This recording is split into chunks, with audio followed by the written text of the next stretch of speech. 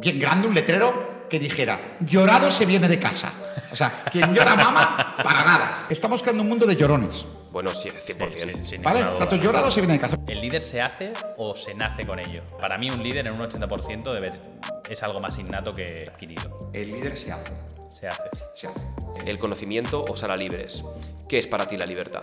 Todo lo que quieras, siempre que quieras. Nosotros fuimos campeones del mundo.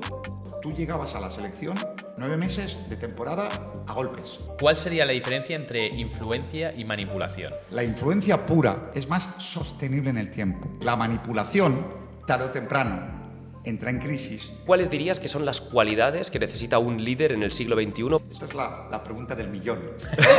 Un deporte que ha dado muchos éxitos a este país, la natación sincronizada. ¿Se requiere un liderazgo autoritario ahí? Yo creo que sí. La gente se resiste a cambiar. Salir de la zona de confort es complicado.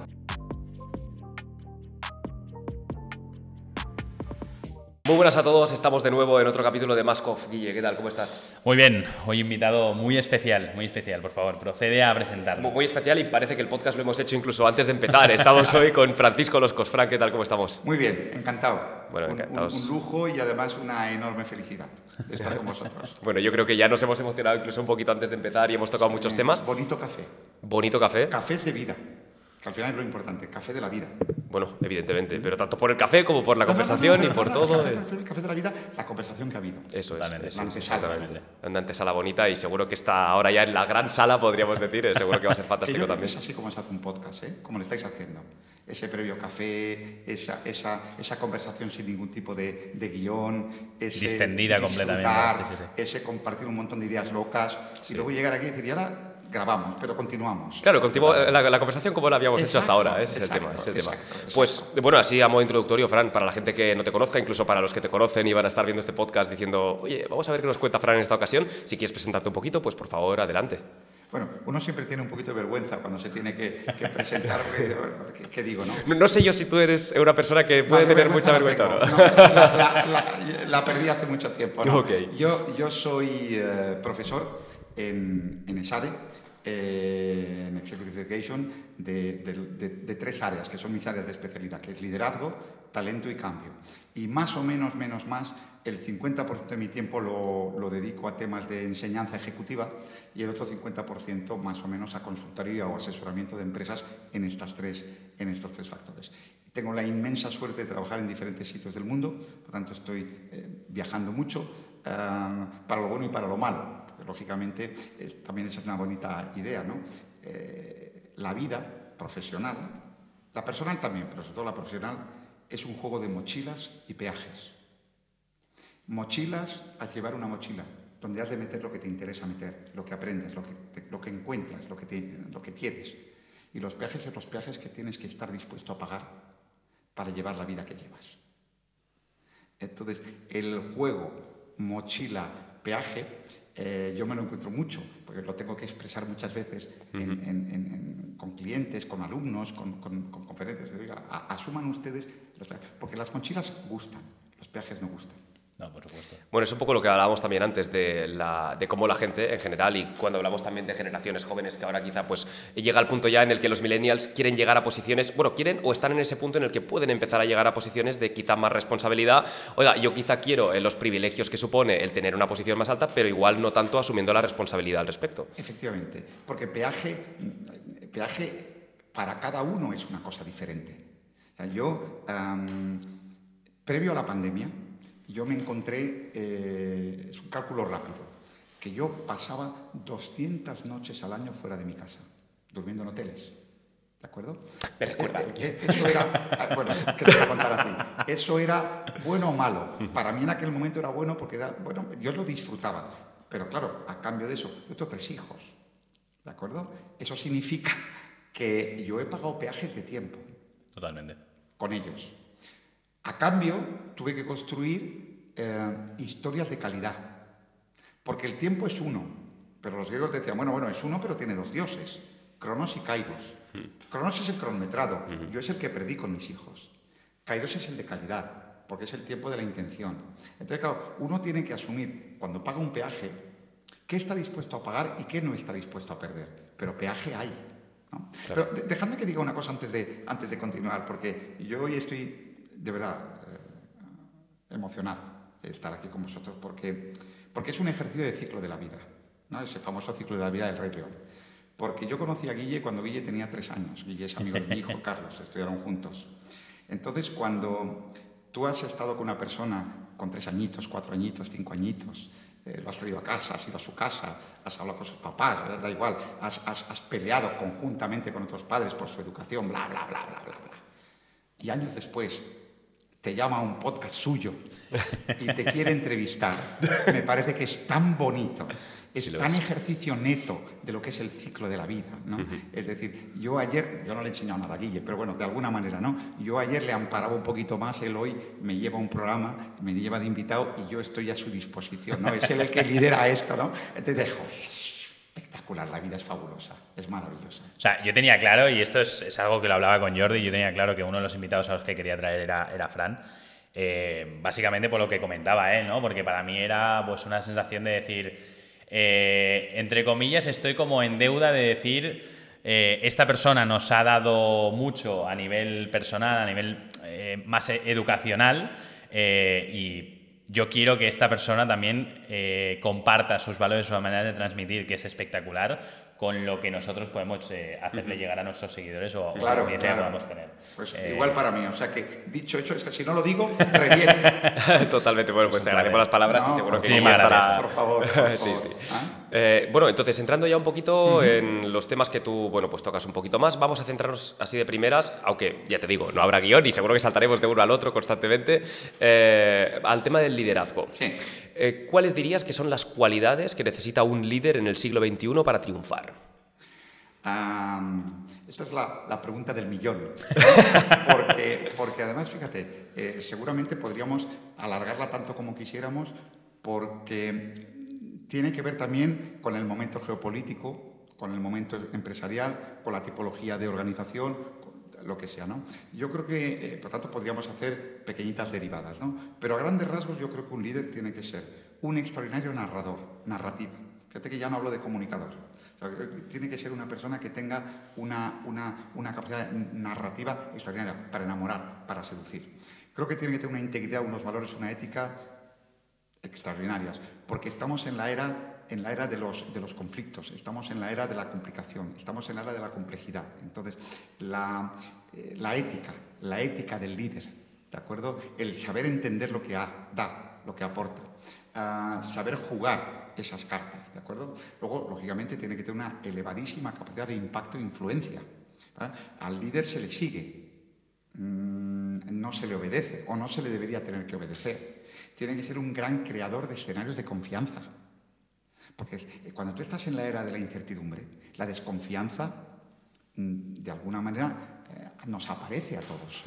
Entonces, que una persona sea capaz de construir escenarios de confianza, tiene que ser un gran constructor también de compromisos. La gente se mueve, ¿de acuerdo?, por compromisos. La gente vive por reglas, se mueve por compromiso. O sea, ¿qué es lo que te mueve a? ¿Qué es lo que hace que te lata el corazón?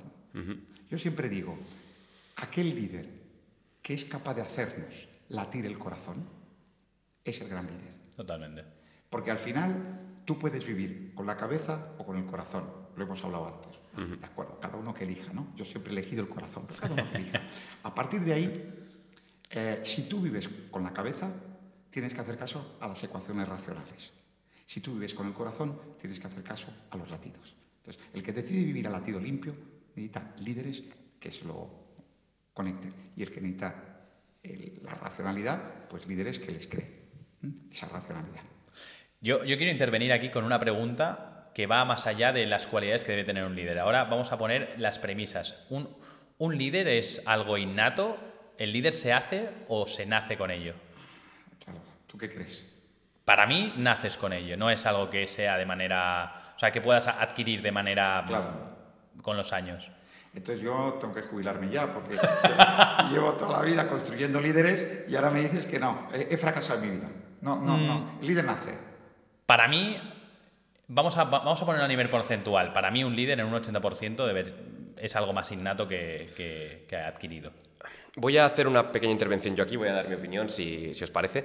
Yo creo que hay una parte muy importante del liderazgo que va con la personalidad de cada uno. Y creo que la personalidad no es algo con lo que únicamente se nazca directamente, sino que se va tejiendo a lo largo de los años, con lo que tú mamas, por ejemplo, tanto en casa como en el colegio, como en tu entorno, en tu contexto. Evidentemente, la dureza que puede tener una persona que ha crecido en un contexto de guerra, o incluso si no simplemente más complicado, va a ser quizá más favorable para afrontar situaciones que sean un poquito más adversas que alguien que quizá ha crecido en una burbuja como puede ser Dubái, por ejemplo, ¿no? Entonces, evidentemente, si hay cosas que ya podemos ir modulando a medida que crecemos, estoy convencido de que, y tú lo sabrás evidentemente, Fran, habrá muchas otras que evidentemente ya cuando somos adultos también las podemos intentar cambiar, tratar de mejorar y tratar de virar o encarar un poquito más para ser mejores líderes. Es un poco mi percepción. Sí, yo creo que el líder, y así la mayoría de la doctrina se expresa, el líder se hace.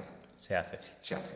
Indiscutiblemente tú puedes nacer con cualidades que favorecen ese hacer, porque tienes una predisposición natural, una personalidad, o te has rodeado, te has crecido en un contexto que te ayuda más o que te ayuda menos. Pero liderar es un sumatorio de cualidades. Hemos dicho unas poquitas al empezar, pero habría muchas más, ¿no? Y lógicamente son cualidades que son desarrollables, que existen modelos y métodos para ser desarrolladas, ¿de acuerdo? Siempre que tú quieras, lógicamente. Claro. Pero de la misma manera que los estilos del liderazgo también son, o sea, ya no solo liderar, el cómo lideras también es desarrollable. O sea, todas las habilidades, por carta de naturaleza, son desarrollables, se pueden aprender, ¿vale? Otra cosa es el que ya tiene una cualidad, como decimos, ¿no? Y nace ya con esa ventaja competitiva, porque eso yo ya lo tengo, ya es innato, ¿no? Es decir, se aprende a vender, se aprende a vender. Ahora, aquel que nace con una cierta empatía, tiene más fácil el contacto que el que nace sin la empatía y la tiene que desarrollar. Entonces, yo vamos, convencido de que, de hecho, nosotros nos dedicamos, pues, en SADE, en las escuelas de negocios, lo que hacemos es, los coach, como profesión, lo que hacemos es intentar reforzar el liderazgo de las personas. Lo que no es desarrollable, y a veces hay una cierta confusión, es el carisma. El carisma, ¿naces con él o no naces? O sea, o no lo tienes. El carisma no lo desarrollas. ¿El carisma se tiene o no se tiene? Claro, el carisma, el líder que tiene carisma, ¡wow! Claro. El líder que no lo tiene, pues sufre. Porque, lógicamente, liderar es impactar, es influir, como decíamos antes. Lógicamente, si tú has sido bendecido con el halo del carisma, pues, lógicamente, esa capacidad de impactar e influir sube. De hecho, eso es muy buscado en política. Claro, los líderes políticos, de alguna manera, tienen que afectar ese impacto, esa influencia a millones de personas. Por más que el discurso pueda ser completamente vacío. Puede ser un discurso vacío, pero es un discurso que tiene un plus de lleno, porque el carisma de quien habla, ¿de acuerdo? Han habido en la historia grandes líderes sin carisma y grandes líderes con carisma, y líderes que no eran grandes líderes pero tenían mucho carisma y viceversa. Por tanto, es un juego de dos factores que se combinan. Pero el liderazgo per se se desarrolla. Se desarrolla y se aprende. Sí, y se aprende. Y se puede aprender muy bien. Pero te tienes que querer y te tienen que saber enseñar. Totalmente. Porque hablando de modalidades de liderazgo, cuéntanos qué tipos de liderazgo has detectado que pueden haber dentro de un ser humano. Bueno, pues hombre, hay muchos modelos que explican esto. Quizás el más universal es uno de Daniel Goleman, que dice que hay 6 estilos para liderar, ¿no? Que son visionario, o sea, aquel líder que es esencialmente bueno con una visión de lo que puede pasar, hacia dónde tenemos que ir, ¿de acuerdo? Luego está el líder coach, que es muy bueno enseñando, haciendo aprender a sus equipos.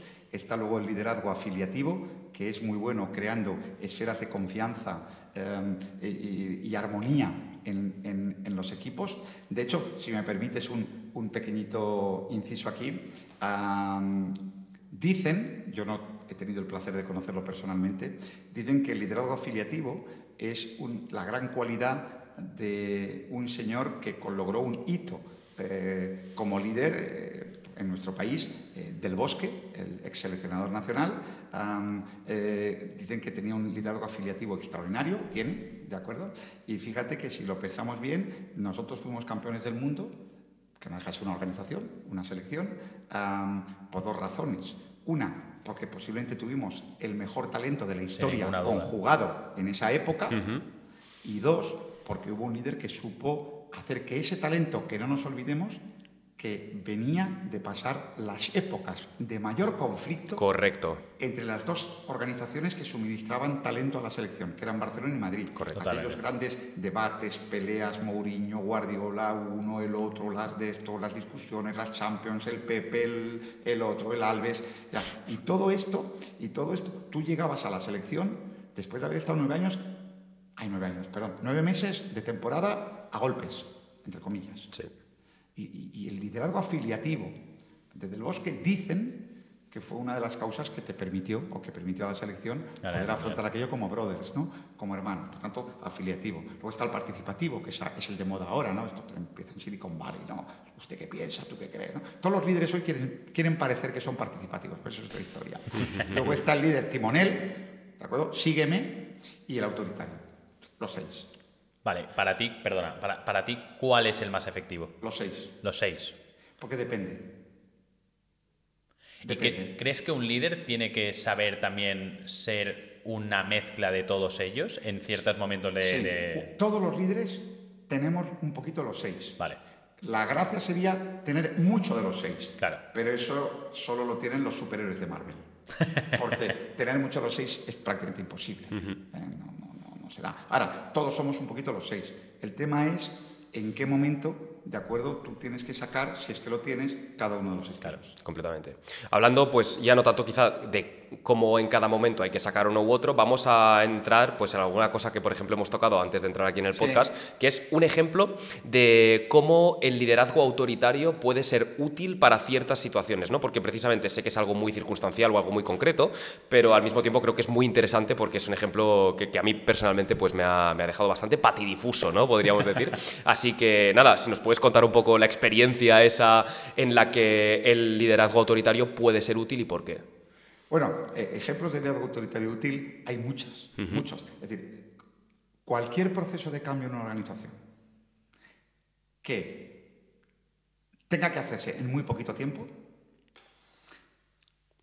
posiblemente va a requerir de un cierto punto de autoritarismo. ¿Vale? 2. Pongo un ejemplo del deporte y luego me voy a donde me estás llevando.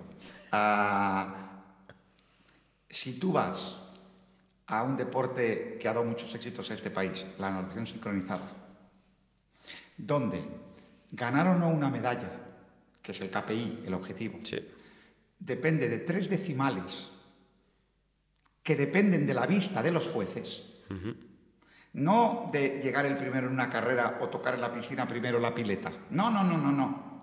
Una serie de jueces como en gimnasia, que miran y que cualquier micro error te quita una centésima. Y eso te da una medalla. ¿Vale? Ahora, hay mucho entrenador o entrenadora, y en este país hemos tenido algunos de leyenda, de estos deportes que han generado o generan un estilo autoritario porque la obediencia debida es sacra. No puede haber un desvío de nada, porque pasas 2 años o 4 años preparando el ejercicio en el que 10 o 12 ojos te van a dar centésimas. Entonces, ¿se requiere un liderazgo autoritario ahí? Yo creo que sí. Ahora, ¿dónde no hay que confundirse? Que el liderazgo autoritario no son patadas, no son insultos, no son gritos. Requiere el mismo respeto, la misma delicadeza y la misma persuasión o seducción que el liderazgo visionario. Exacto. Claro. Entonces, tú me llevabas a la experiencia que yo he tenido el placer de Aunque, mira, si no te importa, Fran, te voy a cortar un segundito porque justo cuando comentabas, ¿no? Yo creo que precisamente cuando hablamos de transformación dentro de una empresa o sobre todo cuando hay M&A y hay la integración de otra empresa, evidentemente ahí, claro, lo estaba pensando ahora que sí que es muy importante también ese tipo de liderazgo porque si no realmente los cambios no se ejecutan a tiempo y estaba pensando también, no sé si era por ejemplo con la compra por parte de Elon Musk de Twitter, que con el objetivo también de cambiar ciertos procesos y de hacerlo lo antes posible, claro, había ingenieros dentro de la empresa que le decían, bueno, este proceso va a tomar 6 meses, este igual va a durar 1 año. Y Elon Musk dijo, no, volamos mañana a donde están pues los headquarters, cambiamos esto, lo otro, nos cargamos todo esto y lo cambiamos ya tal, más allá de lo polémico que haya podido ser pues todo el tema del despido de personas, que esto evidentemente pues es duro para todas las personas implicadas, pero sí que es cierto que hay veces que cuando quieres cambios rápidos, igual sí que es necesario aplicar este tipo de liderazgo. Claro, es que igual que hay estrategias de liderazgo, hay estrategias de cambio, ¿de acuerdo? Y las estrategias de cambio se construyen en base a una matriz, que es cuánto tiempo tengo para hacer el cambio y cuán grande es el cambio que tengo que hacer en la organización. Interesante. Cuando en esa matriz te encuentras en el cuadrante muy poquito tiempo y alto impacto, no te queda más remedio que utilizar una estrategia de cambio denominada de poder. O sea, una estrategia de poder es os obligo. Exacto. Para obligar necesitas, para hacerlo bien, un cierto estilo autoritario. Repito, revestido de educación, revestido de cariño, revestido de respeto hacia las personas, pero autoritario. Y autoritario es un líder que dice, hágase esto. No pensemos conjuntamente y denme su opinión. Eso sería participativo. Hágase esto. No te voy a enseñar a hacerlo. No, hágase esto. Tampoco coach. Entonces, claro, ahora, ¿qué ocurre? Que a veces se confunde y el hágase esto se utiliza con una voz elevada, con una falta de respeto, ¿de acuerdo? Que te mata. Y no es necesario. El líder autoritario, cuando hacemos encuestas y cuando hay datos, hay mucho líder autoritario, mucho más de lo que parece. Y no todo líder autoritario es malo. El liderazgo autoritario no es malo, lo que es poco sostenible en el tiempo. Porque las personas pueden aguantar una temporada que les digan lo que tienen que hacer. A largo plazo es insostenible. Claro. Es más difícil, ¿no? Mientras que el líder coach es eterno, si quieres, ¿no? Claro. Porque todos queremos aprender eternamente. Completamente. Muy bien. Sí, sí. Bueno, y ahora te voy a llevar otra vez por el camino de... No te libras de contar la historia. Sí, no.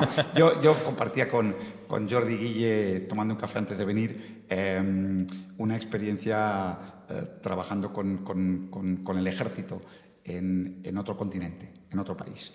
Entonces, el tema de la necesidad de crear una disciplina de actuación y para lo cual es imprescindible unos procesos radicales y un entrenamiento de una obediencia de vida, ¿vale? Es decir, un ejército, al final, si tuviéramos que construir ecosistemas de aprendizaje en un modelo organizativo llamado ejército, o la iglesia, da igual, o cualquier empresa que lo quisiera construir, tiene, como todos los ecosistemas de aprendizaje, un fundamento técnico, ¿no? Yo te puedo enseñar a disparar, te puedo enseñar a correr mucho, a aguantar, a tener fondo en una caminata larga, pero necesito enseñarte la obediencia de vida, que significa que si yo te tengo que dar una orden, no bonita, porque implica, no sé, disparar, lo que sea, tengo que haberte preparado para que la obedezcas a ciegas, porque esa es la cadena de valor de un, entre comillas, ejército. Nadie desea llegar a ese momento. Ojalá los ejércitos fueran mera precaución, o que no hubiera ejércitos. Ojalá no hubiera ejércitos, pero si los hay que preparar a las personas para que, llegado el desgraciado momento del enfrentamiento, obedezcan una orden. Entonces, tú puedes pasarte 40 años en un ejército, jubilarte sin haber pegado un tiro. O puedes tener la desgracia de que al cabo de un mes de estar en un ejército llega una guerra. Sea lo que sea, la manera de preparar esta conducta, no olvidemos una cosa, la conducta humana, por naturaleza, esto es psicología, no, es influenciable y gobernable. Por tanto, yo lo que tengo que encontrar siempre son los mecanismos de influencia y de gobierno de la conducta humana. Si yo necesito que la gente corra, tiene que correr. Salte, tiene que saltar. Ojalá no sea a obediencia, pero en algunos casos tiene que ser a obediencia, porque el quid pro quo al que te enfrentas, en el caso de un ejército, en una guerra, es la vida. Claro, en otros sitios te enfrentas al quid pro quo: si lo hago, vendo; si lo hago, no vendo; si lo hago, compro bien; si no lo hago, compro mal. Bueno, son quid pro quos, entre comillas, diferentes. Sí. Pero claro, tú estás hablando, o estamos hablando aquí, de un prototipo, de un modelo donde el quid pro quo es tu vida o la vida de los que tienes que proteger. Eso es. Claro. Con lo cual, el mecanismo de obediencia de vida aquí es sacro, es sagrado. Es que no puede ser de otra manera. Entonces, ¿cómo llegas a esa preparación? Pues tienes que construir una serie de procesos de obediencia de vida que en sí mismos iban de mecanismo de entrenamiento para que, llegado el momento, que ojalá no llegue nunca, respondas como tienes que responder. Entonces, aquí, lógicamente, tiene que haber un cierto autoritarismo. Porque luego tú no puedes... Yo no conozco ningún, entre comillas, yo no he trabajado una vez, o sea que tampoco, ¿no? Pero si tú ves las películas, tú no encuentras, o lees la historia, líderes militares participativos. ¿Qué hacemos? ¿Atacamos por el norte, atacamos por el sur? ¿Nos rendimos o no nos rendimos? No, es interesante. Es interesante porque lo único que hace es plasmar las múltiples visiones que existen en todo lo que implica la interacción humana. Correcto. Yo quiero hacer dos preguntas. La primera es, has hablado de influencia e ingobernabilidad. Yo te quiero poner de esta primera parte de la ecuación, que es la influencia, para un líder o para un gobernante, en este caso, más a grosso modo. Un líder. Un líder. ¿Cuál sería la diferencia entre influencia y manipulación? Amigo. A ver, yo creo que... ¿Cuál es la fina línea que diferencia la influencia y manipulación en estos casos? Vamos a ver. La influencia debería ser una influencia más higiénica. La manipulación, tú estás utilizando algún elemento subversivo, ¿de acuerdo?, para llegar a influir. Claro, la influencia pura, la influencia neta, la influencia porque yo te impacto, la influencia porque yo te hago creer, ¿de acuerdo?, en una visión real, con un mecanismo real, indiscutiblemente, es más sostenible en el tiempo. Porque la manipulación, tarde o temprano, entra en crisis, porque tarde o temprano tú has convencido equivocadamente a una persona. Y al final las personas... O sea, engañar a las personas para que tengan una conducta X. Esto está inventado desde los tiempos del mundo. Pero claro, la tasa de retorno puede ser buena, pero es menos sostenible en el tiempo. Y además, si se descubre, las personas se encabronan, se han sentido manipuladas. O sea, esto es una... ¿no? Sí. ¿Cuántas veces hemos dicho en la vida, me has manipulado? Ya. No te lo perdono, me disgusto. Entonces, yo creo que es como la mentira. Oiga, ¿se puede mentir? Claro, se puede mentir. Y si usted miente y logra algo, pues fenomenal. El problema es que la mentira, igual que la manipulación, es lo que los anglosajones hablan acciones de one shoot, un tiro. Tú miente, macho, pero como te pille una, ya no te creo nunca más. Efectivamente. Tú manipula, ok, pero como te pille, se acabó. Sí. Mientras que el otro es una influencia sana, higiénica. Entonces, por manipulación yo puedo influirte, por supuesto. Te puedo gobernar, por supuesto. Pero es una delgada línea roja, como completamente. te pille. Muy interesante. La verdad es que el tema de la manipulación es algo que además vemos en muchas... Y lo vemos en muchos aspectos. Lo vemos tanto en el tema personal. Ya, evidentemente, la gente se va siempre a lo relacional, pero sucede en todos los ambientes, evidentemente. Y es algo... Claro. Hombre, la manipulación está inventada por algo. Porque además tiene un efecto. Y entre comillas, el primer efecto es que realmente logras esa dosis de... Si no lograses, nadie la aplicaría, evidentemente. Efectivamente, es como la mentira. Es como la mentira. Claro. Si no diera un crédito, no la usarías. Claro. La mentira es un mecanismo humano, igual que la verdad. Y además hay grandes leyendas filosóficas sobre la mentira, sobre la verdad. ¿No? Claro, y además es que tiene que ser así. Sí, totalmente. No, es que es así. Me gustaría entrar ahora un poquito más en algo que hemos comentado antes, que es básicamente las nuevas generaciones, pues que están cada vez pues, más cerca de poder tener posiciones de responsabilidad y evidentemente pues ya ser manager de algo, llegar a posiciones directivas, habrá un poco de todo. Y me gustaría saber, sobre todo, el enfoque que tendría que darle una persona joven dentro del mundo laboral, en el mundo más corporate, en el mundo de la empresa, para poder llegar a posiciones más altas. ¿Qué les dirías a las nuevas generaciones que quieren aspirar a posiciones altas para poder llegar a ellas? A ver, es una gran pregunta porque abre una cuestión que últimamente ha estado bastante en prensa, que es que hay hoy unos colectivos generacionales que no quieren ser jefes. O sea, que no quieren crecer para asumir estas responsabilidades que tú estás preguntando. Por tanto, la primera cosa que debemos plantearnos todos, sobre todo a nivel organizativo, es cuáles son los escenarios en los que las personas trabajan y cuál es el atractivo por moverte en ellos. ¿No? Porque al final, hemos dicho antes, ¿no?, que las personas son influenciables. Bien, lo que te influye son los mecanismos que te dotan otras personas, líderes, ¿de acuerdo? Pero los mecanismos también del tablero de juego. O sea, tú juegas aquel juego cuyo tablero te gusta. Por tanto, si el tablero organizativo no te resulta atractivo, jugar no te va a resultar atractivo. Evidentemente. Claro. Por mucho que quien te invite a jugar lo haga muy bien. ¿Vale? Por tanto, para yo querer seguir avanzando en el parchís de mi vida profesional, me tiene que resultar atractivo el tablero de parchís, o el de Monopoly, o el que sea. Si no, abandono. Entonces, lo que tenemos que tener claro en primer lugar es si los tableros organizativos resultan atractivos a las nuevas generaciones. Para eso, lógicamente, también tenemos que entender qué quieren las nuevas generaciones. Y en tercer lugar, que fallamos mucho.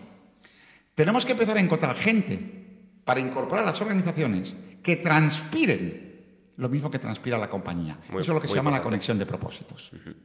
Si yo tengo una persona en mi equipo que conecta su propósito vital con el propósito de la compañía, seguramente se va a mover en los territorios del tablero. Si no es así, porque no pensé en que hubiera esa conexión y simplemente busqué que tuviera un título, que hablara un idioma, que quisiera viajar, yo qué sé, ¿de acuerdo? Me puedo encontrar que en el fondo no hay conexión de propósitos. Entonces, ¿qué le diría yo a las personas? Que busquen su espacio, que lo busquen, porque no en todos los espacios somos buenos. Que busquen su tablero, ¿de acuerdo? Y luego, aquel que quiera, que lo demuestre. Yo tengo voy a hacer un pequeño guiño familiar, ¿no? Mis hijos siempre me dicen, papá, qué putada tener un padre profesor, ¿no? Qué putada tener un padre, de acuerdo, consultor. Pues yo a mis hijos los tengo mortificados con el tema de decir, hacer el favor de levantar la mano y pedir en la empresa. Cada uno. Tengo 3 hijos, cada uno trabaja en una. Levantar la mano y pedir. Es decir, la vida no es solo espero a que me digas, espero a que me llames o espero a que me veas. Quien llora, mama. Pero fíjate, quien llora, mama. Me has provocado. Yo creo que todas las empresas del mundo tendrían que tener con luces de neón en la puerta, bien grande, un letrero que dijera, llorado se viene de casa. O sea, quien llora, mama, para nada. Vamos a hacer un corte en el vídeo. No lo vamos a hacer en absoluto, pero lo que sí voy a decir es que... broma. No, evidentemente, No. Pero suscribo mucho la parte de, hey, hay que levantar la mano. Eso es una cosa, pero no por llorar. Pero no quejarse constantemente, no estar Por eso, buscando quien ayuda llora, mama, constante. No. Llorado Claro. se viene de casa. Creo que eso es importante porque estamos creando un mundo de llorones. Bueno, sí, 100%. Sí, sin ¿Vale? ninguna duda. Tanto llorado se viene de casa. Mire, usted llora en casa. Y cuando ha dejado de llorar, viene a trabajar. Eso es. ¿De acuerdo? Como motivado se viene de casa. Usted se levanta motivado. Porque yo no puedo estar motivando a todo el mundo. Yo puedo evitar que usted se desmotive. O tengo que crear escenarios para que usted esté bien. Y por supuesto, si un día está mal, oye, marines todos, nos apoyamos, nos abrazamos y no se deja a nadie herido en combate, en el campo de batalla. Jamás. Ahora, vivir cada día para que yo te motive, como que no. Si no te motiva, vete. Totalmente. Claro. Entonces, en ese juego, yo digo, levantar la mano. Pero levantar la mano para demostrar que tenéis ganas, apetito y predisposición.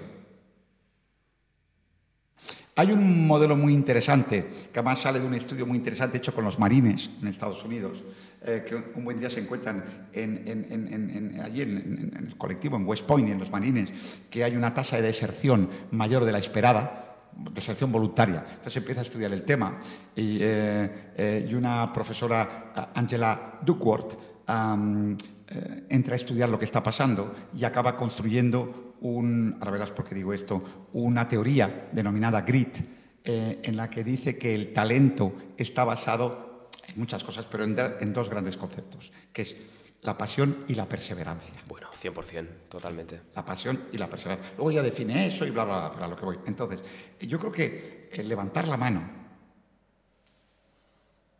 y pedir, no llorar, pedir, ¿de acuerdo? Me gustaría hacer esto, me gustaría una oportunidad. Como mínimo, identificarte con lo que quieres. No, porque si no te identificas, a lo mejor no te están mirando, o te están mirando y no lo están viendo, o tienen muchos otros ojos y rostros a los que mirar. Entonces, ¿qué le diría yo a la gente? Que quien tenga apetito lo demuestre, que lo pelee, quien tenga ganas. Y un consejo. Que solo quieran crecer los que tengan pasión por liderar. El mundo está lleno de líderes mediocres Porque es interesante esta teoría. El crecimiento vertical es lo que las áreas de recursos humanos, equivocadamente, es lo único que han recompensado en la vida. Es decir, la manera que tú tienes de desarrollarte como ser humano, que es aspiro a más, porque quiero una mejor educación para mis hijos, porque quiero un mejor coche, porque me gustaría un mejor piso. El refrendo económico en el mundo empresarial está en crecer. Porque las políticas de retributivas, quito el variable, el fijo, en crecer hacia arriba. Entonces, todo el mundo aspira a subir, pero todo el mundo desea ser líder. No todo el mundo tiene pasión por liderar. La gente tiene deseos de tener más. Lógicos, humanos, entendibles. Hoy empiezan a haber en las nuevas economías, Silicon Valley y similares espacios, dobles carreras retributivas, partiendo de la premisa de que ¿por qué un técnico no puede llegar a ganar tanto como un líder si aporta el mismo o más valor? Entonces, si yo hago una carrera retributiva donde a usted, para ganar más, no le hago ir por algo que le molesta, porque no todo el mundo quiere liderar, porque no todo el mundo le gustan las personas, pero todo el mundo quiere tener más, y es lógico, porque todo el mundo ansía ser mejor padre, mejor madre, dar más a tus hijos, vivir tu mejor casa, es obvio. Y ojo, que tampoco todo el mundo está dispuesto, o sea, no todo el mundo está preparado. Es válido para liderar o preparado para liderar. Efectivamente. Pero yo diría que la primera parte de la ecuación es la voluntad de querer. Claro. Por supuesto. Entonces, ¿qué le diría yo a la gente? ¿Queréis? A por todas. Prepararos y señalaros. Totalmente. Bueno, ¿y cuántas veces se ha visto también en empresas que por un tema temporal hay personas que terminan ascendiendo por hacer un trabajo probablemente operativo muy bueno, muy remarcable, pero luego que como líderes pues no dan la talla y fracasan? Claro, muchísimo. Claro. Bueno, aquí hay otros problemas, que es que todavía seguimos teniendo en la inconsciencia mecanismos que creemos que por poner un ejemplo, que el mejor vendedor es al que hay que ascender a jefe de ventas. Muy bien, exacto, ese es el tema. Y eso no es así, porque son posiciones diferentes. Por lo tanto, el crecimiento requiere de criterios que tienen que estar visualizados o previsualizados con la posición a cubrir, no con la posición que ocupas. Totalmente. Y eso, fíjate que lo tenemos todos clarísimo. Pero en la práctica. Clarísimo en las parcelas, entre comillas, emocionales. Por ejemplo, el deporte, el fútbol. O sea, yo creo que nadie creemos o exigiríamos que Messi fuera mañana el entrenador del Barcelona. Porque tenemos la sensación de que a lo mejor no es perfil de entrenador y sin embargo ha sido pues un jugador de los mejores de la historia, ¿vale? Entonces, claro, cuando eso es así, tú ya en el deporte lo asumes. No, es muy buen jugador, pero yo no sé si llegará. Ya no lo pones en duda. En cambio, las empresas seguimos con esos mecanismos interpretativos erróneos. Y es por lo que te decía antes, porque al final hay una inconsciente compasión, con decir, joder, este chico que es muy buen técnico de informática o técnico de ventas o técnico de no sé qué, o esta chica, si no le ascendemos, se irá, se aburrirá, porque tú has coartado su carrera retributiva, que solo va a tener salida si lo subes. Claro. Entonces, le haces un reconocimiento que a él le va bien en primera instancia, pero a la compañía y a él o a ella en segunda instancia les va a ir mal, porque van a fracasar. Eso es. ¿Y cuántas veces, yendo un poco también en este aspecto de la persona que asciende a manager o que tiene a gente por debajo y demás, cuánta gente habrá pasado o pasa ahora a día de hoy en España, sobre todo en España, que noto en España, que tenga a alguien en su equipo que sepa perfectamente que le da 1000 vueltas a nivel laboral? No sabemos si a nivel liderazgo, pero a nivel laboral le da 1000 patadas, y es ese mismo manager o líder el que no deja que esa persona crezca por ego propio. Amigo, claro. Es que entonces ya no eres un buen líder. Efectivamente. Es decir, fíjate, hay una frase famosa de Steve Jobs que dijo: yo no contrato a gente para decirles lo que tienen que hacer, sino que les contrato para que me digan a mí lo que yo tengo que hacer. Eso es. Eso arranca con la visión que ya destruye el desgraciado ejemplo que tú estás poniendo, que desgraciadamente ocurre. Por ego, por miedo, por egoísmo. ¿De acuerdo? Fíjate, hay una tendencia hoy de hablar en liderazgo, de liderazgo distribuido, ¿de acuerdo? Donde la clave es que el liderazgo en los diferentes proyectos que componen el día a día de una organización o el año de una organización, llamadle como queráis, el tiempo que queráis, no tenga que estar predeterminado exclusivamente por los niveles jerárquicos. Es decir, el N1 es N1 y lo seguirá siendo. Claro. Más allá de que para este proyecto Jordi sea el líder perfecto y le digamos, Jordi, este proyecto lo lideras tú, N3, y yo soy N1 y me pongo a tu servicio para remar en un proyecto que lideras tú. Se distribuye el liderazgo basándonos en cualidades y no en jerarquías. Luego todo esto es mucho más complicado, ¿eh? Lo estoy resumiendo para hacerlo atractivo a todos los que nos escuchan, a nuestros oyentes, ¿no? Pero para no salir de una clase académica. Pero al final es eso. Entonces, qué interesante es dotar de conceptos distribuidos sobre la base de las capacidades para liderar, para lo que sea. Por tanto, sí, huir de eso hay que huir, pero hay mucho, claro. Pero es que mucho más de lo que deberíamos tener. Claro. Y lo luego el buen líder, perdóname, ligado con eso, tiene que huir del micromanagement. Es decir, el líder, bueno, claro, te tiene que dar aire. El líder, Sí. Cuando hablamos de delegar y de empoderar, Hay que dar alas al... ¡claro! Totalmente. Pero claro, tú para eso tienes que ser un líder, de acuerdo, que tomes una cierta distancia Sí. y que no hagas micromanagement. Eso es. Es decir, si tienes un equipo, deja que el equipo corra, que haga. Si además es bueno que sepan más que tú. O sea, yo creo que aquel líder que está obsesionado por saber más que su equipo ya no sirve de líder, es la prueba del algodón para quitarlo.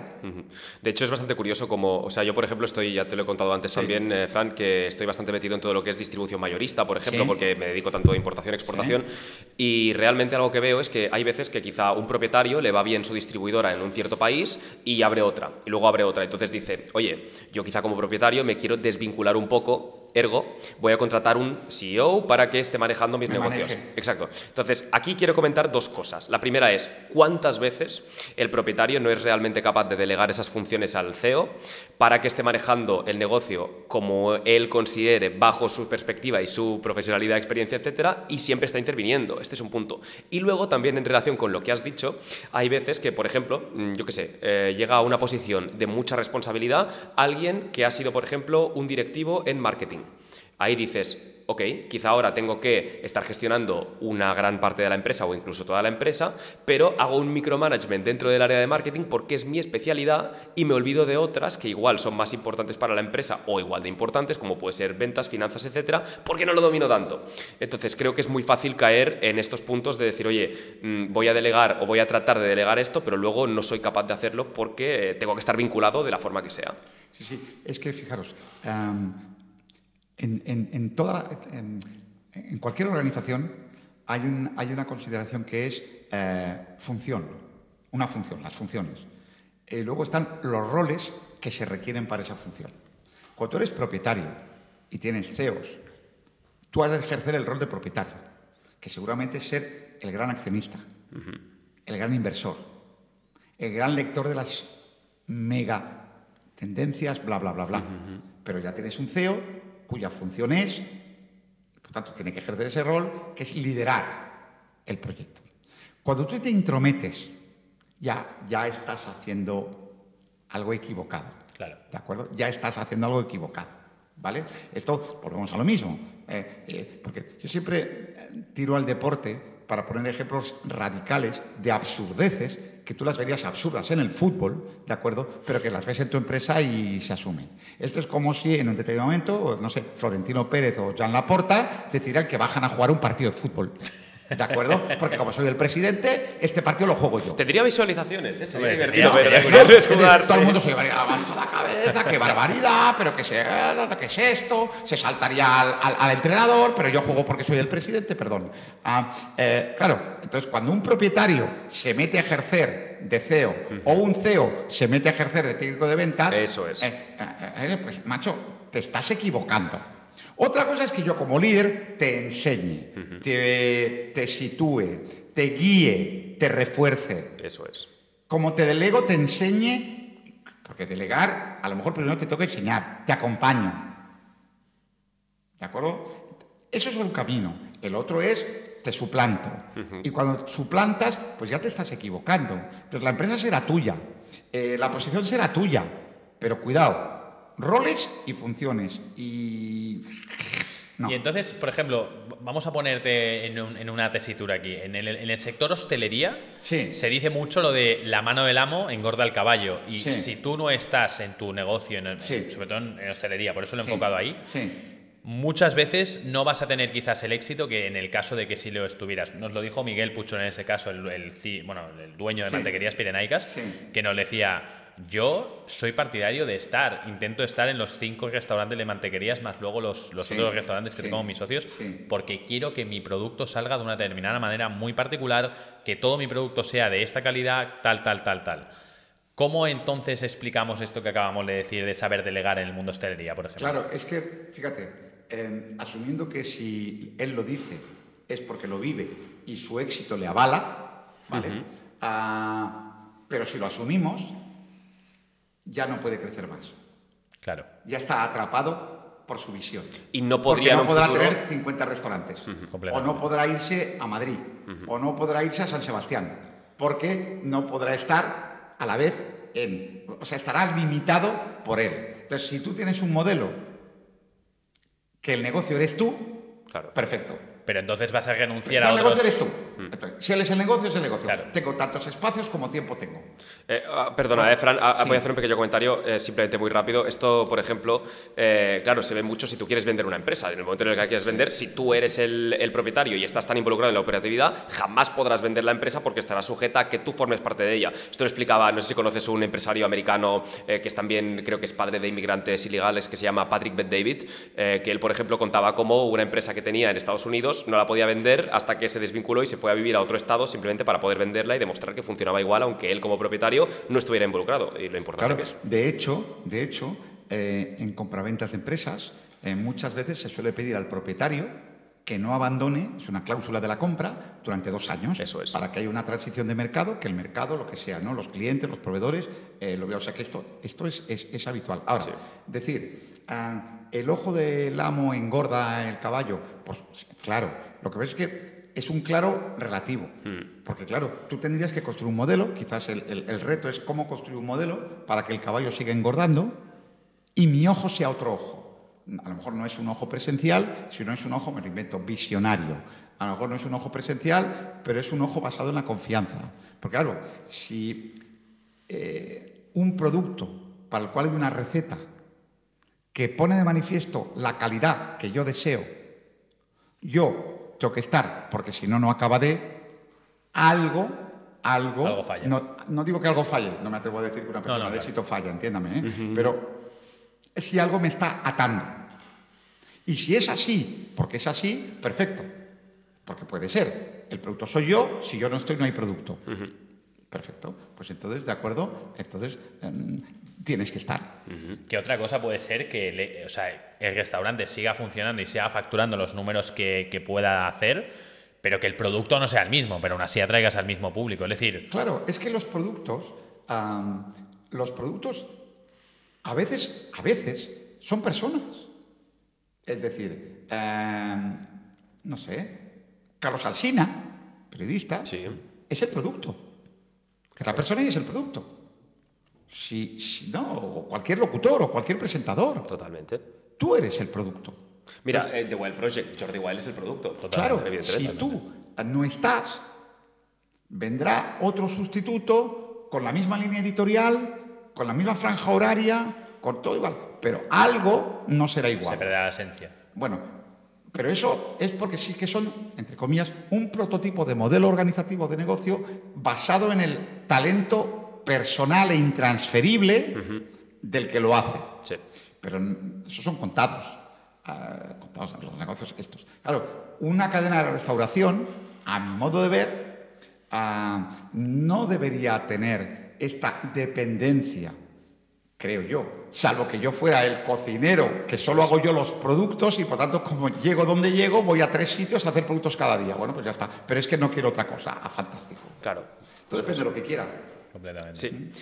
Bueno, vamos a tocar otro tema que creo que es muy interesante y ya se desvincula quizá un poco más del tema empresa, aunque está también relacionado en muchos aspectos. Toca hablar de la vida. Toca hablar de la vida. Bueno, realmente todo lo que hacemos es hablar de la vida. Y por eso mismo es justamente lo que comentábamos antes fuera cámaras, que hoy en día se habla mucho de ese balance, work-life balance, ¿no? Y cómo realmente, pues bueno, todo forma parte de la vida y todo es cada momento tratar de vivirlo al máximo. Yo te quería preguntar cómo ves este concepto del work-life balance y si crees que es un concepto que puede ser válido y si no, pues ¿por qué no? Bueno, yo creo que vida hay una. Entonces, yo rompo la idea, de que ha de haber un equilibrio entre la vida personal y la vida profesional. Yo creo que ha de haber un equilibrio de vida. Y creo que las personas tenemos que encontrar nuestro equilibrio vital. Es un tema de equilibrio vital. Creo que cuando tú intentas combinar de una manera separada, ¿de acuerdo?, dos vidas o tres, no es muy cierto. Yo creo que vida hay una. Y luego, dimensiones de vida, hay tantas como el alma sea capaz de crear. Pero vida, una. A mí. Entonces, oiga, usted ha de equilibrar, usted ha de estar en equilibrio usted. Con todas sus dimensiones, con todas sus pasiones, con todas sus locuras, con todas sus inquietudes. Pero no es, a mi modo de ver, creo que es un error buscar ese equilibrio. Uno busca el equilibrio, el yo con el yo, pero eso es a mi modo de ver. Entonces, claro, si tú no estás equilibrado per se, por ti mismo, pues no estás equilibrado en ningún sitio, no estás bien. Entonces, sí podemos jugar a la entelequia de que en mi casa soy un infeliz, pero cuando llego al despacho y abro la puerta, soy el tío más feliz del mundo. Bueno, venga, juguemos. ¿Y cuánta gente juega a ello? Bueno, claro. A ver, mira, el gran logro de la historia de la humanidad es la libertad. La libertad lo es todo. Por tanto, cada uno es libre de vivir como le dé la gana. Yo siempre digo, mira, la gente es libre de vivir amargada, acomplejada, atemorizada, negativa, pesimista, llorona. O la gente es libre de vivir apasionadamente. Eso es un ejemplo de libertad. El resto no lo podemos inventar. No, es que a mí me ha tocado, no. A ti te ha tocado vivir. A todos nos toca vivir.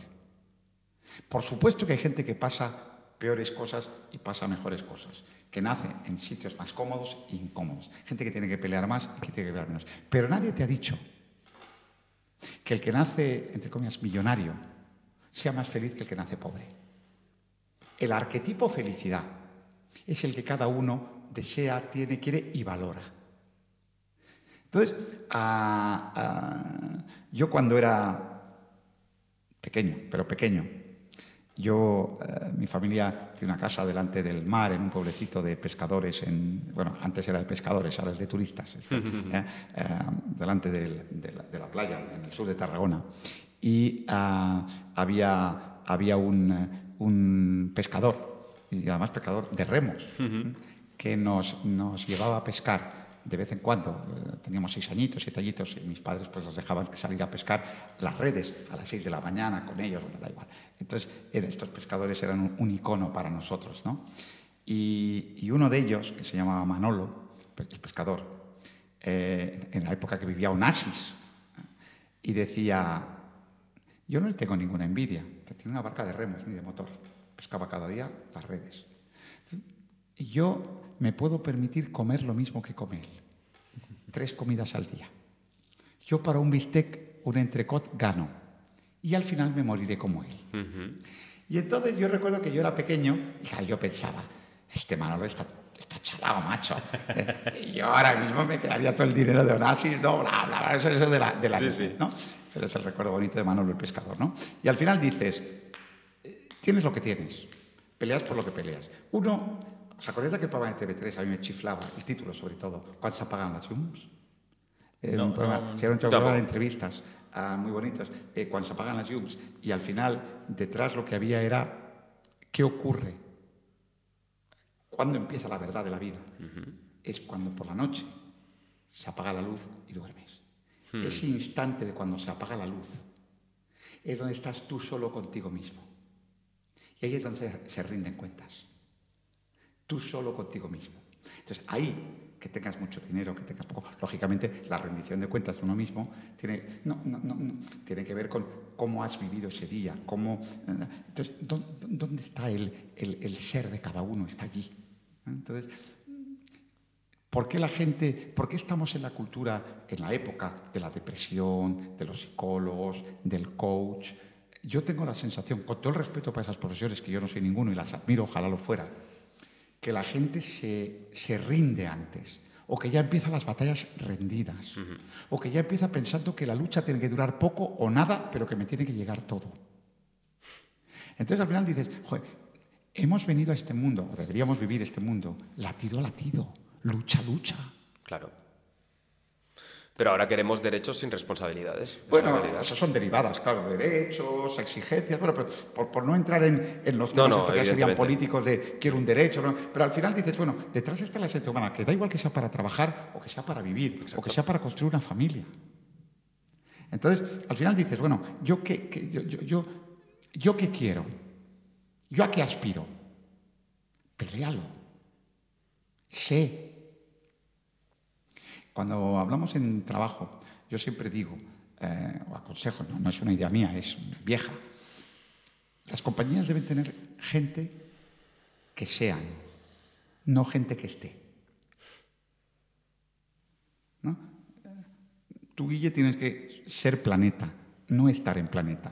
Tú y tus compañeros. Sentir la empresa. Ser, no estar. ¿Vale? Y eso me da igual que sea en el trabajo o que sea en la vida. En la familia se es. Uno no está en una familia. Porque si estás en una familia, igual que estás en esta familia, te vas y estás en otra. Eso es. Entonces, claro, ahí empezamos, ¿no?, nuevamente a la esencia de todo, que es un tema antropológico, que es la persona, el ser humano, lo que quiere, lo que aspira y lo que está dispuesto a hacer. Eso abre otro abanico de maravillosas reflexiones. Completamente. Hombre, claro. Y además, cuidado, y tenemos que ser responsables de nuestros actos. Totalmente. Yo asumo lo que he hecho. ¿De acuerdo? El acto consecuencia. Está claro. Claro. Sí. Claro. Totalmente. Incluso sacar valor, aprender. Es el gran verbo, aprender. Totalmente. Cuidado, que es interesante, porque es un verbo que hoy obliga, por la complejidad, a desaprender previamente. Entonces, el ciclo del aprendizaje es desaprenda usted para aprender. Si no, porque la capacidad de aprendizaje está limitada. Si la tienes llena de cosas, ficticiamente, vacía, cosas que ya no sirven. Como la memoria de un teléfono, pues memoria mental. Además, es que hay cosas que hoy no sirven, pero sencillamente porque el contexto es otro. Vamos a pasar a una parte más práctica y ahora verás un poco, Jordi, de qué voy. Y Fran, esto es un poco así, más improvisado. Nos gustaría saber, tanto a Jordi como a mí, para la audiencia, cómo sería una asesoría o una charla que haga Fran en cualquiera de las empresas a nivel liderazgo y demás. ¿Cómo detectas ciertas actitudes en ciertas personas en la empresa?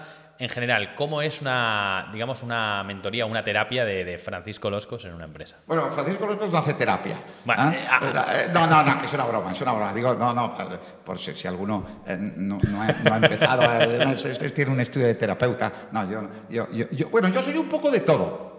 O sea, porque yo soy lo que la vida me permite ser. Y entre otras cosas soy lo que quiero ser. Vale. Entonces, yo soy licenciado en Derecho y luego hice un MBA en ESADE. Pero ahora además me he apuntado a que quiero ser, y medio soy, antropólogo, humanista, filósofo, psicólogo. Por lo tanto, yo me apunto a cualquier profesión. Y libre. Importante. Lo más importante. Lo más importante.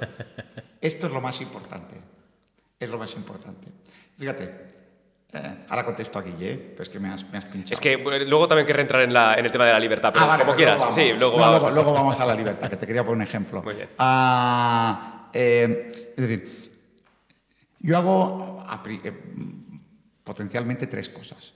Una cosa es dar una clase, otra cosa es dar una conferencia, que es como una clase reducida, por tanto ahí estaría una parte, y la otra es un asesoramiento, ¿vale? Una consultoría.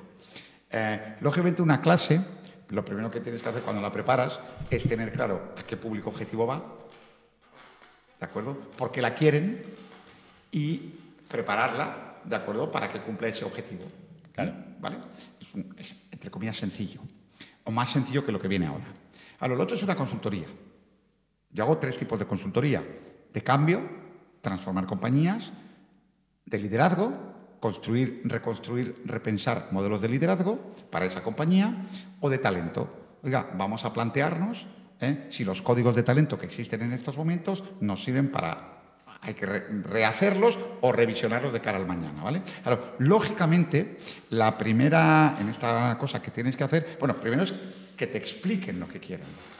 Y a partir de ahí, empezar tú a detectar si lo que te están explicando tiene o no tiene solución y por qué vía iría. Por tanto, cualquier proyecto que tenga que ver, pero eso es consultoría de personas o consultoría de tecnología o de estrategia, es tener muy claro cuál es el contexto de la petición, por qué te lo están pidiendo, dónde te lo están pidiendo. Claro, en mi profesión, que son personas, lo que normalmente te suelen pedir son acciones que acaben transformando sus conductas, o sea, que la gente rinda más, que la gente produzca más, que la gente esté más contenta, ¿de acuerdo? Porque al final todo lleva a lo mismo. Es decir, ahora se ha puesto muy de moda la felicidad, que está muy bien, el wellness, la felicidad, y es cierto. Claro, la felicidad tiene sentido en cuanto hay una ecuación vital que dice que las personas felices rinden más.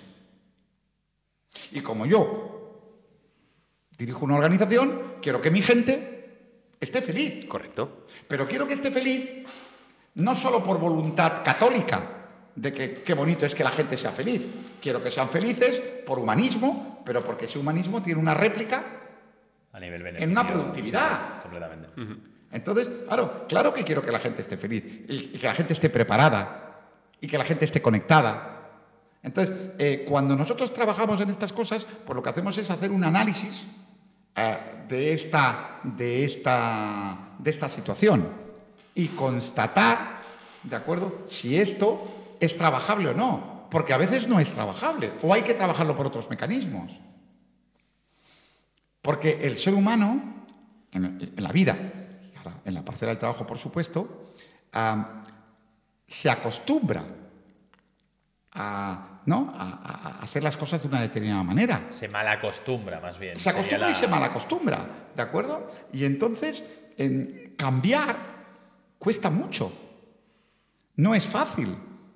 Porque cuando tú has educado, permitido, consentido, pagado, recompensado a alguien para que ande por la izquierda, pedirle de la noche a la mañana que ande por la derecha, claro. Entonces nacen las famosas resistencias al cambio, que es muchas veces los que nos llaman, porque la gente se resiste a cambiar. Claro. Porque el ser humano, por naturaleza, no está cómodo con los cambios. Totalmente. Claro. Hombre, salir de la zona de confort es complicado. Salir de la zona de confort es complicado. Sí. Y sobre todo, si esa zona de confort te lleva a una, entre comillas, incertidumbre. Claro. Bueno, ¿qué falla en muchos procesos de cambio? La reason why, el por qué. Oiga, ¿por qué hay que cambiar? Porque por naturaleza el cambio ¿no? Incomoda. Totalmente. Pero oiga, si le cuentan a usted bien el por qué, el para qué y el qué vamos a lograr con este sueño, ¿de acuerdo? Fijaros, ahora me hago un poquito de autopublicidad. Con un profesor holandés internacional, Jaap Boonstra, construimos un modelo de liderazgo del cambio que estaba basado, cuento muy rápido, en romper un paradigma.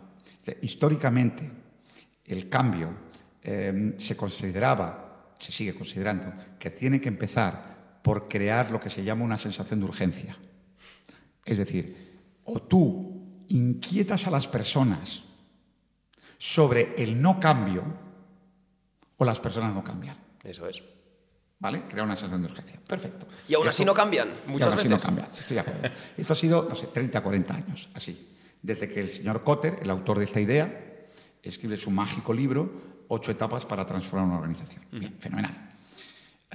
Con el Jaap Boonstra empezamos a pensar, construimos, y acabó también en un libro, menos mítico que el de Kotter, pero ahí está, donde lo que nosotros planteamos como primer paso no es crear una sensación de urgencia, sino construir una ambición de cambio. Es decir, vamos a soñar con cambiar. Porque yo, como utópico, yo soy onírico y utópico.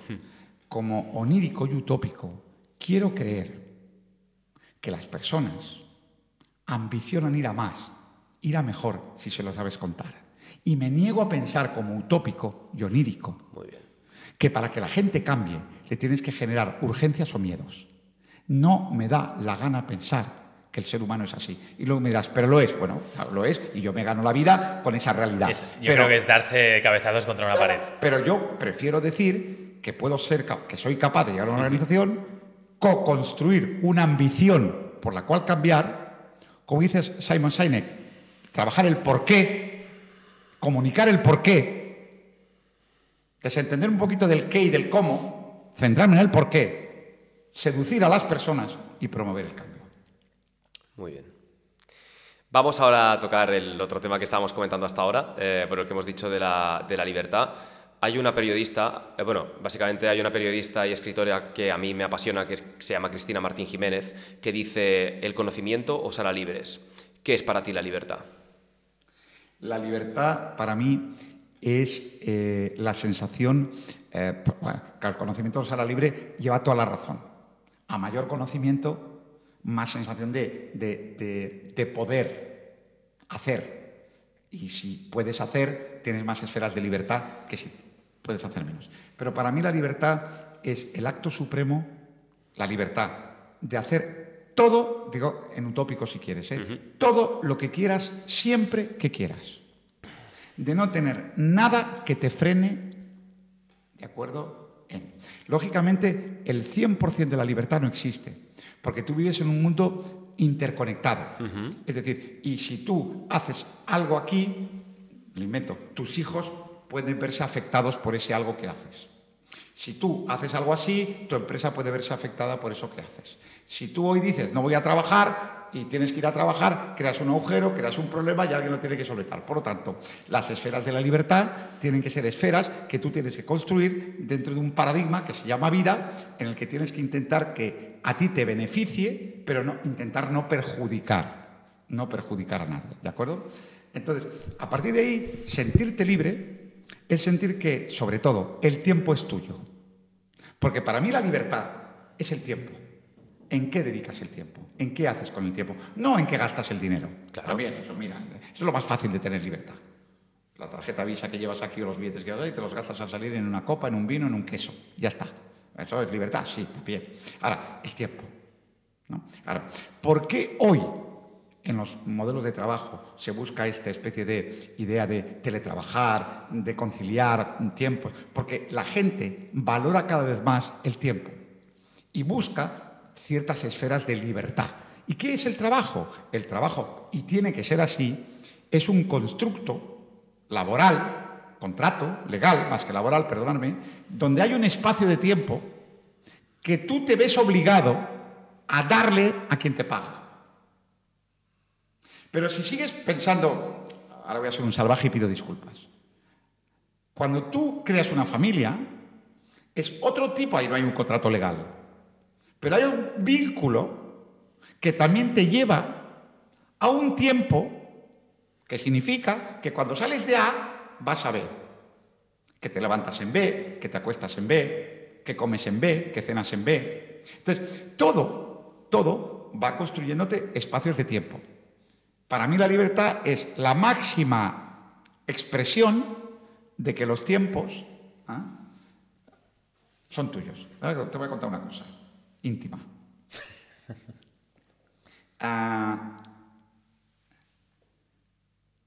Yo dejé, o dejamos, o me dejó, ¿qué más da? Es plural, al gran amor de mi vida y entré en la penumbra del desamor, con un único consuelo, que recuperé mi libertad. Cuidado lo que te estoy diciendo. Y en el sumar y restar ha quedado empatado. La recuperación de la libertad ha llegado a compensar, ¿de acuerdo? Ahora me pongo poético, al desamor eterno al que estoy condenado. Es interesante. Porque yo, otros no lo sé. La libertad lo es todo. O sea, cualquiera que escuche esto de manera... Si solamente sacamos el clip así... No, ni si de eso os ocurra. No, porque podríamos engañar a la gente. No, Claro, quiero exacto. decir, si solamente escuchara este fragmento de 10 segundos de la libertad me la quita una persona con la que he estado y No, por no, eso he no, ganado. no, yo no he dicho eso, No, quiero decir, he dejado, me he desenamorado o he perdido esta opción de seguir enamorado de esta persona y he recuperado libertad. Si solamente No he escuchas esta recuperado, persona... bueno, sí. O sea, quiero decir, si solamente Sí. escuchas este Es fragmento, criminal. la gente únicamente pensaría que la libertad se encuentra estando solo. Y eso para mí No. tampoco es... Ah, Tampoco lo no, veo así. No. Pero, porque eso no es una máxima. Pero es una posibilidad. Eso es. Claro. Por tanto, que nadie se confunda. No es una máxima. Es decir, yo no he dicho que la libertad sea tan buena como que el estar solo sea lo mejor. Yo digo, la libertad es un efecto personal. Ya. Y en ese efecto personal, además cada uno la proscribe a lo que quiere, la prescribe y la coloca en lo que quiere. Entonces, yo te digo, el consuelo al desamor eterno lo he encontrado en una tenencia de libertad que me ha medio empatado. Lo que no os he contestado es a la pregunta, si ahora pudieras elegir en ese empate, ¿Con qué te quedas? ¿dónde desempataría? Eso no lo voy a contestar. Pero lo que sí digo es que ha generado una compensación. Por lo que para mí, que era la pregunta que me hacéis, significa la sensación de libertad. Muy bien. ¿Eso quita o da que la libertad es mejor que? Ni mejor ni peor. Yo soy, entre comillas, más o menos, freelance de mi tiempo por la trascendencia, ¿de acuerdo? Fíjate, yo ayer estaba en 2 conversaciones profesionales de 2 proyectos que me estaban pidiendo en 2 países diferentes en agosto.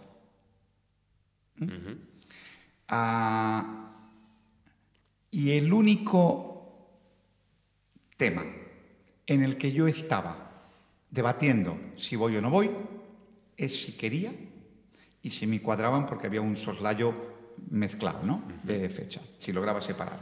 Es decir, no tenía que partir con pedir ningún permiso, negociar ningún tiempo.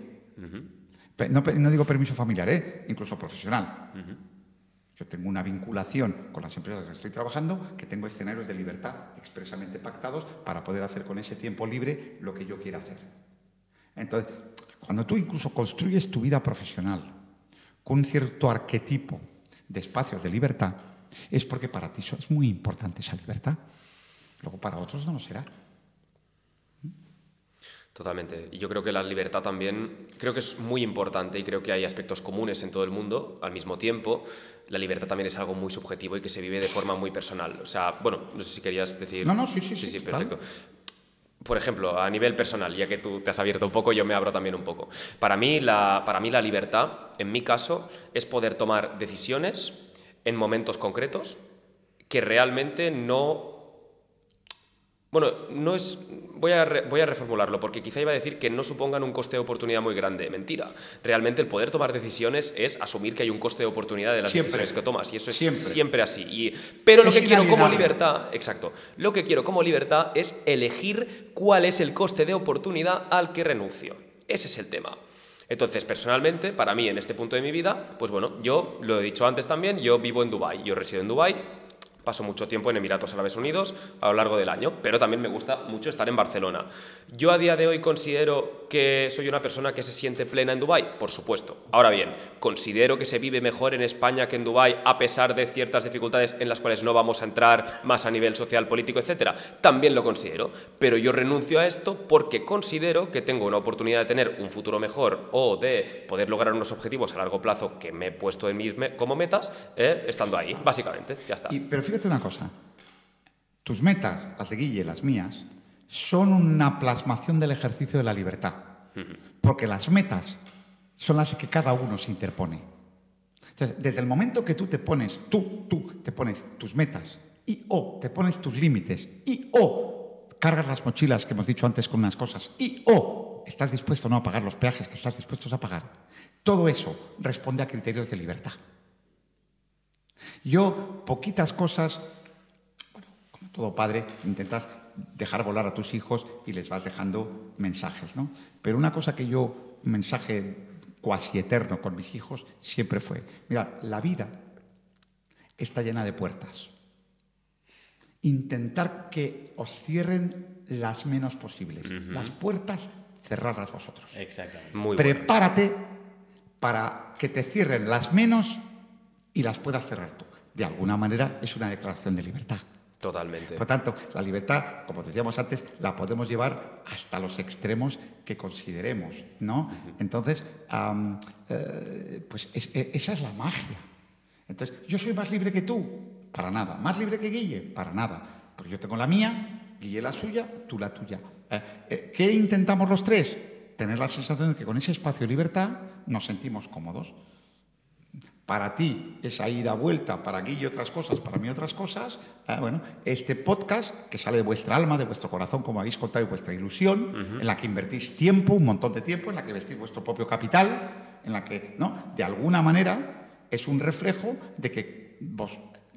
Es un reflejo de una libertad que vosotros habéis decidido invertir en esto en vez de estar en estos momentos tomando una copa o en estos momentos bailando o yo qué sé. O ¿no? estar ayer por la noche saliendo porque Claro. hoy estaríamos destrozados. Claro. Entonces, yo creo que eso, en el fondo, es la libertad. Claro, todo aquello que cierra los espacios de libertad, en un mundo que cada vez quiere ser más libre, por eso están los grandes debates políticos, por eso hay tanta desafección política, por eso hay tanta desafección social, por eso hay tanta desafección empresarial, porque al final todo proceso, toda regla y toda norma, de alguna manera, atacan la libertad. Y el ser humano, claro, porque ponen fronteras, y el ser humano cada vez más ansía la libertad. Totalmente. Con motivos o sin motivos, bien ansiada o mal ansiada, eso ya son otras cosas, pero la libertad. Y lo que creo que es importante, porque al final, como decía el pescador Manolo, todos nos moriremos, es real, ¿de acuerdo? Se trata de que el camino es el viaje a Ítaca. Oh, qué importante es eso. Qué importante Qué es maravilloso eso. lo cantaba Jack. Ostras, tú. El viaje a Ítaca. Claro. ¿Cuál es la lección del viaje a Ítaca de Ulises? La lección del viaje a Ítaca es que no importa llegar. Lo que importa es lo que has vivido en el camino. La meta es el camino, es decir, el objetivo. ¡Eco! ¡Eco! Que luego lo recogió maravillosamente en Memorias de Adriano, el libro del emperador romano de Memorias de Adriano, es también mítico, ¿no? Ya mayor en Corfú, y yo, macho, he sido el dominador del mundo. Y entonces, ¿dónde disfrute más? ¿Como dominator del mundo? O en la conquista. O en ese viaje de aprendizaje. Entonces, yo creo que todos deberíamos ser un poco Cavafis, ¿no? Ítaca, Ulises. Venga, y luego además, pero eso daría para otro podcast, ¿no? Las Partenope. La película de Sorrentino, no sé si la habéis visto. No la he visto yo. Bueno, da igual. Da igual la película. Partenope es la gran sirena que se enamora de Sorrentino. Okay. De Sorrentino, de Ulises. Ajá. En el viaje a Ítaca, ¿no? Entonces, claro, imagínate qué historia sale de aquí. La sirena que se enamora de un imposible. Os recuerdo que Ulises se tuvo que atar a la quilla del barco porque los cantos de la sirena lo tiraban. Correcto. Imaginaos qué podcast podríamos hacer de amores desesperados. Esto tiene que ser otro, de amores desesperados, pero de amores por la vida, ¿eh? No, ñoñerías no, ¿eh? Ay, es que yo me enamoré de María, pues te aguantas. Es que yo me enamoré de Pepito, pues te aguantas. No nos interesa en este podcast. En este podcast tenemos que crear un podcast de amores desesperados por la vida, de partenopes, ¿de acuerdo? De sirenas, de amores imposibles. Porque ¿existe el amor imposible? ¿Existe el amor imposible? ¡No! Hasta me excito y grito. ¡No! ¡Todo es posible! ¡Qué gran eslogan! ¿No? ¿Era de Nike? Nike, ¿no? sí. Todo es posible, ¿no? Todo es posible. Possible is nothing. De hecho, lo tergiversan para que sea nada, más... Claro, pero es que... ¿Y qué es? ¿Y qué es el amor? Pues estamos hablando de la libertad y del trabajo, que está bien, es chulo, ¿eh? Pero ¿y el amor qué es? ¿Y cuál es la filosofía del amor? ¿Y cuál es la filosofía de la vida? Porque está todo conectado. Yo soy un loco de mi trabajo. Yo adoro mi trabajo. Yo soy de los que espero, además lo digo públicamente, y el privado, yo espero, mis hijos se llevan las manos a la cabeza, yo espero morir trabajando. Una de mis sueños sería morir en un aula. A mitad de clase, te caes y te mueres. Un poco traumático para los alumnos. Sí, entonces yo hago mucho esta broma, ¿no? Sí, sí, y sí. mis hijos se vuelven locos, papá, no digas tonterías. ¡Oh! Yo no me voy a jubilar nunca. No pretendo jubilarme nunca. A lo mejor me expulsa al mundo. Procuraré que no. Porque para eso me preparo. Y estudio como una bestia. Y leo. Pero yo no. Entonces, la pasión. ¿Qué es lo que mueve al mundo? La pasión. Los latidos.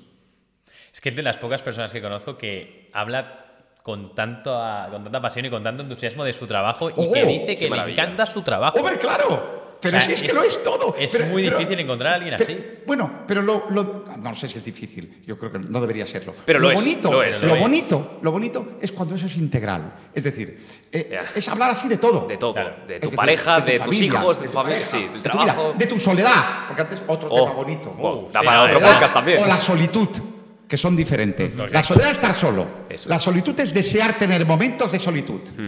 Yo todos los domingos por la mañana, todos, desde hace meses, esta vez una historia preciosa esta es otra historia. Teníamos que guardarla Para una segunda parte. Colaborador de Mascot Podcast a nivel mensual. Claro, Impresionante. claro. Imagínate, ¿no? Es decir, esta es una historia dramática de amor en la que yo inicio una relación con una mujer maravillosa que 4 meses después muere, fallece de un cáncer fulminante con 38 años, ¿de acuerdo? Era filósofa. Además, mira, me sirve este podcast para rendirle un homenaje, ¿vale? 4 meses después, o sea, le detectan un cáncer y muere no llega un mes, fulminante, 38 años. Bien, era filósofa y me creó el vicio de callejear y cafetear leyendo. Entonces lo empezamos haciendo juntos. Entonces, cada uno con un libro, y eso significaba salir de casa el domingo por la mañana, buscar una terraza, leer con un café. Otra terraza, leer. Y eso era, pues no sé, 2-3 horas. Por tanto, hastiados de café, eso sí, pero porque vas cambiando, ¿no? La gracia está cambiando. Entonces, en el interfase, había una interfase, digamos, de refretos. Mira lo que acabo de leer, mira lo que acabo de leer. Bueno, da igual. Pues, Dios se la lleva y entonces yo digo, no, lo continúo en homenaje. Pero luego ha habido algo maravilloso y es que ahora lo continúo porque me da la gana. Ya no es un homenaje, porque me he enviciado, porque me he chiflado, porque me he vuelto loco con esto. Entonces, él dice, la pasión. El domingo me late el corazón. Hoy, sábado, voy a comprar un libro. No sé todavía cuál. Empezaré esta noche y acabaré mañana. Callejeando, andando por la calle, Barcelona. ¿Dónde? Yo qué sé, donde me lleven los pies. Me sentaré, leeré y pensaré. Y todo acabo escribiendo en LinkedIn el gran pensamiento. Entonces, esta chifladura la cuento con la misma chifladura que el trabajo. Por mis hijos, si empiezo a hablar de mis hijos, no callo. ¿Y si hablo de mi niña? Que por cierto, ahora daremos, bueno, que tuviste la oportunidad de poder hacer una charla con María delante de un público. Sí, esto para ti fue... Sí. ¿Has cumplido un sueño, Sí, podría decir? Sí. Di una pequeñita conferencia con mi hija, en par a la vez. Mi niña tiene 24 muy chiquitina, Ok. 24 años, va a cumplir 25, y pudimos hacer un dueto. Me tocó el alma. Wow. Porque si me ha emocionado el ciclo de la vida con Guille... Es lo que estaba pensando del ciclo de la vida, eso es. Imagínate... Con esa cosita que has visto crecer, claro. Sí. Pero si me pongo a hablar de mi hija, tenemos que hacer 5 podcasts seguidos. O 7 o las que sean, por supuesto. Es la chifladura de mi vida. Muy bien. Pues bueno, Fran, yo creo que ha sido un ratito maravilloso. ¡Buah! Te agradecemos Fantástico. muchísimo. Y de hecho, bueno, ponemos ahora el stop porque si no estaríamos hablando hasta la hora de cenar prácticamente, cosa que ya indica que estamos muy cómodos. Esperamos que tú también lo hayas estado, evidentemente. De verdad que me ha pasado volando. O sea, de hecho, ahora, fíjate, te voy a ser honesto. Mira que me han entrevistado en sitios y en veces, pero os juro por mis 3 hijos, y se lo juro a la audiencia, que lo que voy a decir es la primera vez que me ha pasado. O sea, me he disgustado de que haya acabado el tiempo. O sea, cuando has dicho que acaba el tiempo, he dicho, ¿qué cortarrollos es Jordi? Qué a gusto me habéis hecho estar, de verdad. Qué maravilla. Nadie dice que no puede haber una segunda parte. Claro, nadie dice que no la pueda ver en algún momento, por supuesto. Nadie dice, o nadie debe decir nunca, que no puedan haber. Eso es. Esa es la esencia de la vida. Muy Todo bien. puede pasar. Muy bien. Pues antes de cerrar, Sí. como te comentábamos también un poco, Sí. pues hay una parte final en la que siempre hacemos unas preguntas al invitado que tenemos Venga, por aquí. avanti. Venga, la primera pregunta que te vamos a hacer es, si tú, por ejemplo, puedes pensar, por ejemplo, en alguna persona que tú conozcas o que sea un referente, alguien interesante que te gustaría ver que compartiese este ratito con Guille ¿Sí? y conmigo, ¿a quién te gustaría ver en Mask of Podcast? ¿Y por Hombre, qué? ¿Y por qué? A ver, uno de los últimos descubrimientos que yo he hecho en mi vida profesional y personal es una mujer llamada Anaïs Erbilt, que se dedica a construir, a crear atmósferas. Atmósferas es neuroarquitecta, qué interesante el título, y a partir de ahí la construcción de atmósferas en las que puedan ocurrir cosas y las cosas estén interconectadas entre el humanismo y la arquitectura, la ciencia, ¿de acuerdo? Entonces creo que os daría un juego extraordinario. Yo estoy ahora empezando a trabajar con ella en la perspectiva de que yo puedo poner un punto de humanismo y ella pone, pero esa visión fue la primera persona, seguro que hay más, que se la escuche. Por lo tanto, yo la invitaría sin ninguna duda porque puede bloquear a la audiencia con ideas muy bonitas. Muy bien, qué bueno.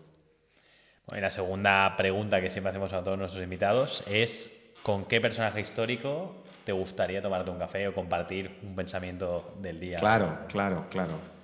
Pues mira, yo tengo por muchas razones, ¿no? Una especial devoción por los rebeldes. Anda. O por los que crearon rebeldías. Claro, sin necesidad de armas. Entonces, yo me hubiera vuelto loco de tomar un café con el Papa Juan Pablo II, Wow. con Wojtyla, por toda la revolución que trajo, por todo ese pensamiento, ¿no? Quizás por toque de corazón con el Papa Francisco, por llamarse como yo, y por ser jesuita, ¿no? Pero si tuviera que tomar un café, haberme podido tomar un café con el Papa Juan Pablo II y haber compartido una hora de reflexión con él o media hora de reflexión con él, hubiera sido para mí un punto. Es el que, así a bote pronto, es el que pensaría. Seguramente hay muchos más, pero creo que la profundidad de su inteligencia y sobre todo la profundidad de su fe y sobre todo, que es mi chifladura, el intento que hizo de cambiar el mundo, en su caso el mundo católico, el mundo del catolicismo y todo lo que tuvo que luchar para ello, me parece, y ese acto de ir a perdonar a la cárcel al que le intentó matar, me parece un acto supremo. Seguramente un café con la Madre Teresa de Calcuta también podría empatar, ¿no? Ahora que se me ocurre la mamá esa clase de acto. Teresa, esa clase de generosidad, por encima del bien y del mal. Muy bien. Falta una cosita. Sí, ahora mientras... ahora mientras Guille... Mira, ahí está. Nada, tenemos un pequeño detallito con todos los invitados que vienen al podcast, que es esta camisetita, en este caso, de Mask of Podcast, que se ve... Hombre, claro. Ahí está. Hombre, que se vea bien clara. Y además, no sabéis cómo me gusta que hayáis elegido una talla slim para mí. Fantástico, mira qué bueno. ¡Qué maravilla! Oye, esto es fantástico. Nada, tendremos que celebrarlo. Sí, y tendremos que mirar de crear una especie de colaboración. O sea, de vez en cuando un programa muy loco. Sería, O sea, nosotros o sea, encantados. Temáticas, la sí. línea más normal y un día traéis a la normal, que soy yo, y generamos revolucionamos tipo de, LinkedIn, Instagram, Internet.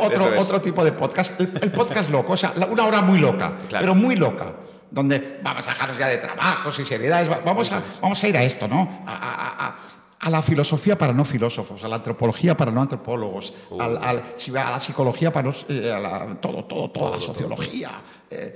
Bueno, esto grandes ideas, porque nosotros nos apuntamos a un bombardeo.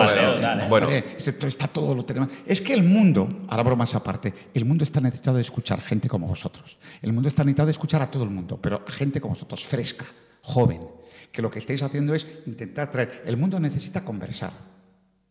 Cuando la gente deja de hablar es cuando empiezan las guerras.